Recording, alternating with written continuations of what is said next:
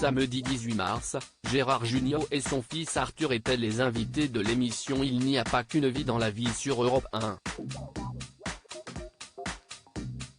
Le comédien a raconté une amusante anecdote sur le jour où il a dû monter en urgence sur scène lors d'un festival pour soutenir son fils. Une passion transmise de père en fils. Chez les Jugnot, la comédie se joue désormais à deux.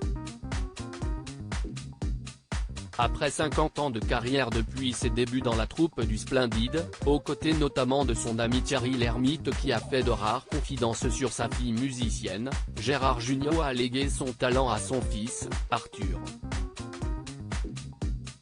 À 42 ans, le comédien et metteur en scène est un véritable passionné de théâtre, où il se produit depuis une vingtaine d'années. De quoi faire la fierté du paternel, qui se rappelle notamment son passage dans le 3e volet des Bronzés.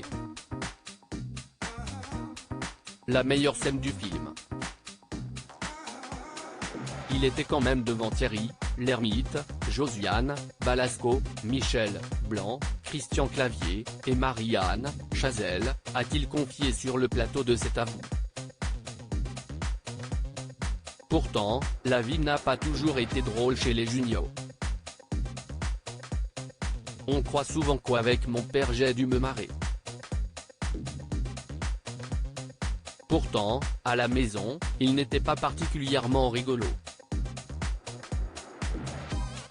Plutôt casse-cou, a expliqué Arthur lors d'un entretien à Paris Match.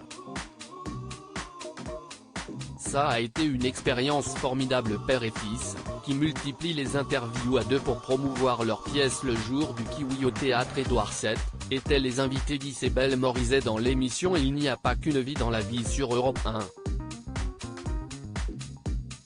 L'occasion pour Gérard Jugnot de raconter le jour où son fils, lâché par un comédien au festival de Fréjus, l'a appelé en urgence pour venir le sauver alors qu'il était en vacances non loin. Il m'a appelé en me disant « Écoute, la pièce n'est pas assurée ». Il m'appelle dans l'après-midi, il me dit « Tiens, voilà, il faut que quelqu'un lise le texte ». Je lui dis « T'es fou, tu veux vraiment que je termine ma carrière à Fréjus ?» Puis il a raccroché, j'ai senti qu'il y avait une espèce de déception. J'ai rappelé tout de suite en lui disant « Tu veux que je passe pour un con ?